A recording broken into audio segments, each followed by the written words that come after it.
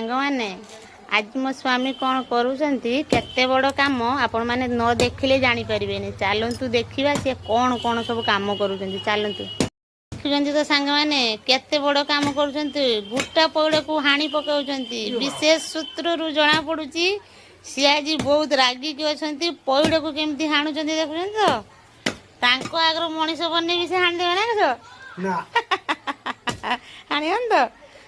ଦେଖ ପଇଡ଼ କେରେ କ'ଣ କାଟା ହେଉଛି ମାନେ ସୁପର ଫାଷ୍ଟ। ପଇଡ଼କୁ କେପଟେ ଦେଇ କାଟା ହେଉଛି ଦେଖ।